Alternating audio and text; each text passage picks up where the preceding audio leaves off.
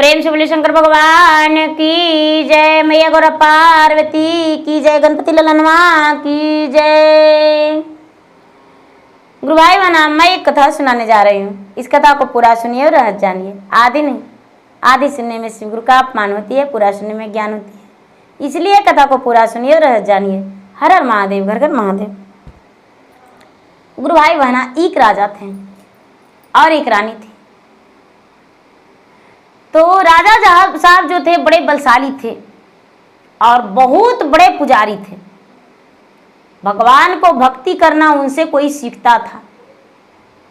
कोई काज करता था उनका प्रजा तो राजा साहब से पूछने आता था कि राजा साहब कैसे करें, और राजा साहब स्वयं जाकर उन्हें बताया करते थे।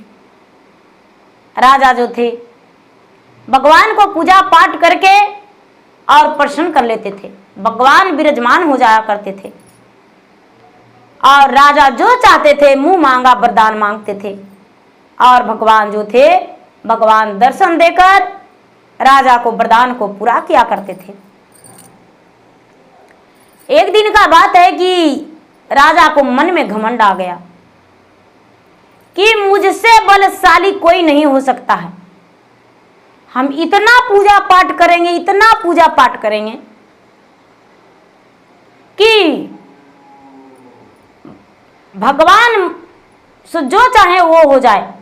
संसार में मुझसे ज्यादा बलशाली भक्ति कोई नहीं रहे और स्वर्ग पे भी मैं ही राज करूं। मेरे सामने देवता देवी सब पीछे हो जाए और मैं आगे हो जाऊं। मेरे आज्ञाकारी सभी देवी देवताओं बन जाएं, मेरे उंगलियां पे नाचें, मैं जो कहूं वो सुने। राजा जो थे, राजा शंकर जी के पास अपने नंगे पांव से चलकर कैलाश पर्वत पे पहुंच गए। कैलाश पर्वत पे पहुंच गए और कैलाश पर्वत पे जाके आसन गिरा दिए। मन ही मन ठान लिए कि भगवान महादेव आपसे वरदान मुझे वो चाहिए जो कि मैं सभी देवी देवताओं को उंगलियों पे इशारा पे अपने नचाऊं और मुझसे बलशाली कोई नहीं रहे, कोई देवी देवता नहीं, मुझे वो वरदान चाहिए। महादेव सोचते हैं कि राजा ये जो है इतना बड़ा प्रण लिया है और तपस्या में लग गया। कैलाश पर्वत पे वो राजा तपस्या में लग गया। धीरे धीरे धीरे धीरे धीरे धीरे 12 वर्ष तपस्या में रह गया। बिना अन्न बिना पानी के तपस्या में रह गया। ये जो भगवान थे, भगवान उसका तपस्या से प्रसन्न हो गए और प्रसन्न होकर बोले कि मांगो राजन, जो भी मांगना है, तुम्हारे तपस्या से मैं खुश हूं, प्रसन्न हूं। भगवान महादेव से कहते हैं राजा कि हे महाराज, हे तीनों लोक के मालिक, मुझे वरदान ऐसा चाहिए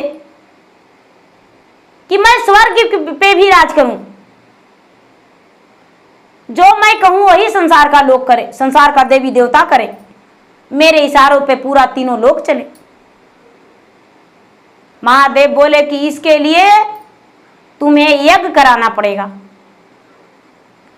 यज्ञ कराना पड़ेगा अपने दरवाजा पे, हजारों कन्या का भोजन कराने पड़ेगा, हजारों ब्राह्मण का दान देना पड़ेगा, हजारों साधु ब्राह्मण का दान देना होगा, तभी तुम्हारा पूरा हो सकता है। वो राजा तो ये बात सुनकर बड़े प्रसन्न हो गए और प्रसन्न होकर वहां से चल दिए। तो राजा आए तो 12 वर्ष के बाद जब आए तो पूरा उनका नगर में पूरा प्रसन्नता हुआ। लोग कहें कि राजा साहब अपने राज में वापस आ गए हैं। कहाँ चले गए थे? राजा किसी से कुछ नहीं बताए और यज्ञ का तैयारी कर दिए। यज्ञ का तैयारी कर दिए। तैयारी करते करते करते करते राजा को 6 महीना बीत गया। पूरा सबको जुटाने में और लाने में 6 महीना बीत गया। 6 महीना के बाद सभी देवी देवताओं का, तीनों लोक के देवी देवताओं का, 36 कोट देवता का, सबका निमंत्रण किए। राजा यज्ञ करना शुरू कर दिए। यज्ञ करना शुरू कर दिए तो 1.25 महीना का यज्ञ था। अब सभी देवी देवताओं परास्त हो गए हैं, मुंह उदास हो गया, चेहरा मलिन हो गया। सब सोचते हैं कि राजा यदि स्वर्ग में राज करेगा और अपना इशारों पे चलाएगा तो ये तो बड़ा कठिन है। नहीं, ऐसा नहीं हो सकता है। यदि ऐसा हो जाएगा तो प्रलय हो जाएगा, ऐसा नहीं होना चाहिए। सभी देवी देवता बेबस थे, उसके मुट्ठी में बंध चुके थे। महादेव कहते हैं कि महाराज, मैंने ही उसे आशीर्वाद दिया है, मेरे पास मेरे नाम से तपस्या किया है। मेरे नाम से जब तपस्या किया है तो उतना बड़ा जो रावण था, राम के पराजित करने के लिए बहुत पूजा पाठ किया था, लेकिन फिर भी लास्ट में उसी का हार हो गया था। इसीलिए ये जो है मुझसे तो हारेगा, इसे तो पराजित करना मेरा ही काम है। ब्रह्मा, विष्णु, महेश, इंद्र सब कहते हैं कि कैसे, नारद कहते हैं कैसे। बोले कि देखिए, ब्रह्मा, विष्णु, महेश, नारद और इंद्र, पांचों जो है, पांचों एक साधु रूपी जाएंगे और उसके दरवाजा पे राजा से भीख मांगेंगे। राजा से भीख मांगेंगे तो राजा तो पूछेगा कि क्या दे दान में। अन्न लाएगा तो बोलेंगे कि इतनी बड़ी यज्ञ करा रहे हो और अन्न देते हो दान में। तो राजा तो बोलेगा कि क्या चाहिए, तो उसका पुत्र का बलि मांग लेंगे। और जब पुत्र का बलि मांग लेंगे तो यही कहेंगे, पुत्र का बलि देते हुए तुम्हें आंख में आंसू नहीं आएगा, तब ही तुम्हारा हम बलि स्वीकारेंगे, और नहीं तो तेरा हम बलि स्वीकार नहीं कर सकते हैं। बोले कि ठीक है। ब्रह्मा, विष्णु, महेश, नारद, इंद्र सभी चल दिए साधु महात्मा के रूप धारण करके। उसी स्थान से प्रकट हो गए राजा के पास। राजा उस समय सिंहासन पर बैठे हुए थे, अपने सिंहासन बतीसी पे सिंहासन पे बैठे हुए थे और यज्ञ शुरू था, यज्ञ हो रहा था। लोग कितना भोजन कर रहे थे, राजा के नाम से दान हो रहा था, भजन कीर्तन सब कुछ हो रहा था। साधु महात्मा जो थे कीर्तन कर रहे थे, गांव का, प्रजा का, लोक का, जवार का सब जो थे गा बजा रहे थे। ये गए और पांचों जाके राजा के सामने खड़े हो गए। राजा वीर जो थे, राजा वीर वहां पे बोले कि महाराज, इतना बड़ा सोमवार में आपका किसी जगह स्थान नहीं मिला जो आप मेरे पास आए हैं। आप तो महात्मा हैं, तो मेरे पास आकर क्या करेंगे। जाइए सबके साथ, सबके बीच, और आप बैठ के सत्संग कीजिए, यज्ञ का पूरा कीजिए। कहते हैं कि मैं तो यहाँ सत्संग में नहीं आया हूँ, यज्ञ में नहीं आया हूँ, मैं तो भिक्षा मांगने आया हूँ। राजा तो अपने आप से घमंडी थे। उनका तो लग रहा था कि सभी 36 कोट देवता जो है मेरे मुट्ठी में है, तो मुझे क्या बिगाड़ेगा, मेरा तो भगवान भोलेनाथ दिए हैं वरदान। भगवान कहते हैं कि हे राजन, तेरे पास सब कुछ है, लेकिन क्या तुम एक वरदान मुझे दे सकते हो। राजा कहते हैं कि क्यों नहीं, दे देंगे। सोच लेना राजन, मुकरना नहीं अपने बातों से। राजा कहते हैं कि नहीं महाराज, हम अपने बातों से पांव पीछे नहीं हटाएंगे, आप जो कहेंगे वही सुनेंगे।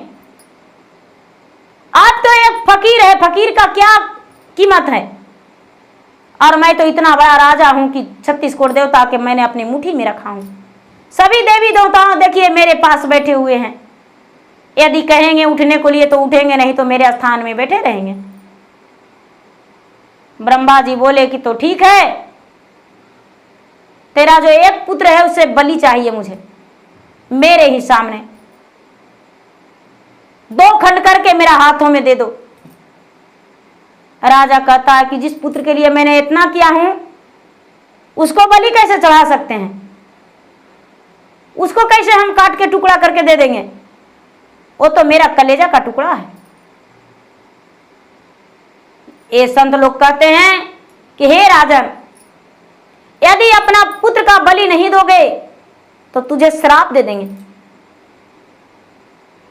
तुझे हम श्राप दे देंगे, और श्राप देंगे तो तेरा राज नष्ट हो जाएगा, किसी काम का नहीं रहेगा।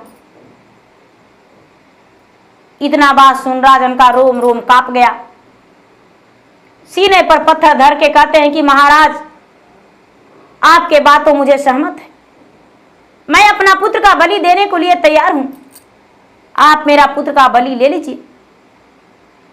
बोले कि ठीक है, आपका पुत्र का बलि इसी शर्त पर लेंगे कि आपके आंखों से एक बूंद आंसू नहीं आना चाहिए। बोले ठीक है। भगवान कहते हैं महात्मा रूपी कि आपके हाथों से ही आपका पुत्र का बलि लेंगे। राजा स्वीकार लिया, अपने मन के घमंड में राजा स्वीकार लिया और पुत्र का बलि देने के लिए तैयार हो गया। बेटा जो था, बेटा जवान था, राजा का बेटा जवान था, बेटा को बलि देने के लिए तैयार हुआ। बेटा को लाया, सुंदर सा नए वस्त्र पहनाया, हाथ में तेगा लिया और तेगा लेकर बेटा को जैसा ही बलि देने के लिए सोचा, जैसा ही बेटा कहता है पिताजी तलवार में धार कम होगा, कटने में मुझे दर्द होगा, इसीलिए तलवार में अच्छे से धार बना दीजिए। राजा कहते हैं कि नहीं बेटा, मेरा तलवार में है धार। बेटा बोलता है नवही महीना रहली माई के गरबिया हो, कहियो ना माई मोरा भइले उदास जी। 7 बरिस खेलली माई के गोदिया जी, कहियो ना माई कहे दुई बात जी। अंगुली लगाई माता हमारो चलावले जी, कहियो ना माई भैले दास जी। भोथरते गवासी कटव तू हमारा के, झर झर बहत नैना लोर जी। राजा जो थे, राजा कहते हैं कि देखो बेटा तेगा जो है, तेगा बहुत अच्छा है, हाथ में लेके देखो, देखो कितना धार है। राजा का जो बेटा था, राजा का बेटा हाथ में तेगा लेकर और धार देखने लगा और देखते देखते राजा के गर्दन पे ही लगा दिया तेगा, अपने पिता के गर्दन पे लगा दिया तेगा और 2 खंड कर दिया। 2 खंड कर दिया, राजा का गर्दन कट गया, राजा का घमंड चूर चूर हो गया, राजा के तन से प्राण पखेरु निकलने लगा। वो भगवान से कहता है कि हे भगवान, मेरे साथ धोखा हुआ है, आपने मेरे साथ धोखा किए हैं, भगवान कहते हैं नहीं, मृता भुवन है, किसी मनुष्य के इशारे पे चल सकता है, लोग मान सकते हैं, लेकिन देवलोक है, इंद्रलोक है, वो तुम्हारे इशारे पर नहीं चल सकता है। बोलो राजन, तुम्हारा प्राण तो हम लौटा सकते हैं, लेकिन क्या इस यज्ञ को जो तुम ठाना है वो वापस लौटा ले सकता है? राजा का आत्मा बोला कि महाराज, मुझे अब अपनों लिए नहीं जीना है, अपना लिए नहीं जीना है, अपनों के लिए जीना है। मेरा प्राण फिर से लौटा दीजिए। निकला हुआ प्राण भगवान से बातें कर रहा है कि हे भगवान, हे प्रभु, हे नाथ, मुझे अब अपना लिए नहीं जीना है। मैंने आप स्वार्थी बन गया था, मैंने लोगों को भावनाओं को नहीं समझा, किसी को नहीं समझा, लेकिन अब मुझे पल भर में समझ में आ रहा है। मेरा जब ये शरीर दो खंड हो गया, तब भगवान कहते हैं कि अभी तो तूने अपना बेटा पे छुरा चला रहा था, तेगा चला रहा था, तेरा बेटा कट जाता तो क्या तुम्हें अच्छा लगता?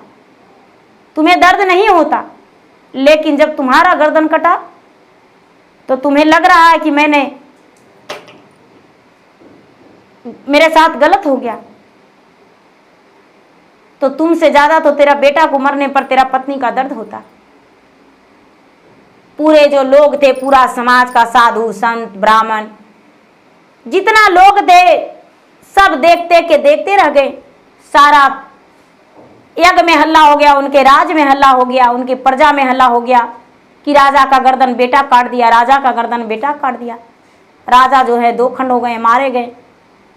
भगवान ब्रह्मा विष्णु महेश इंद्र नारद सब क्या किए कि उनका गर्दन का एक जगह करके और उनके अमृत छिड़क के राजा का फिर से प्राण जीवित किए, प्राण दिए, उसका जीवन दान दिए। राजा का जब जीवन दान दिए तो राजा सबके सामने, भगवान के सामने विनती करके, हाथ जोड़ी करके बोला कि हे प्रभु, मुझसे बहुत बड़ा गलती हो गया, अब दोबारा ऐसा सोच नहीं करेंगे। मैंने बेटा को, प्राण को तो समझा ही नहीं था, मैंने अपना खुशी के लिए जीना चाहता था, लेकिन अब से ऐसा नहीं होगा। भगवान मुख भरा आशीर्वाद दिए। राजा जो उतने बड़े यज्ञ करा रहे थे, वो यज्ञ उसी समय पूरा कर दिए कि आज ही यज्ञ मेरा पूरा हो गया। 7 ही दिन में पूरा हो गया, 1.25 महीना का यज्ञ 7 ही दिन में संपन्न कर दिए राजा। जितना साधु महात्मा, कन्याकुमारी, जो भी प्रजा थे, सब अपने अपने स्थान पे चले गए, अपने अपने जगह पे चले गए, अपने अपने घर चले गए। राजा सबको जो भी देना लेना था सबको दे दिए और सब चले गए। राजा जो थे, राजा महात्मा से माफी मांगे। महात्मा अपने रूप में आ गए। महात्मा जब अपने रूप में आ गए तो राजा कहते हैं कि महाराज, आप ही इतना रचयिता मेरे साथ कर दिए।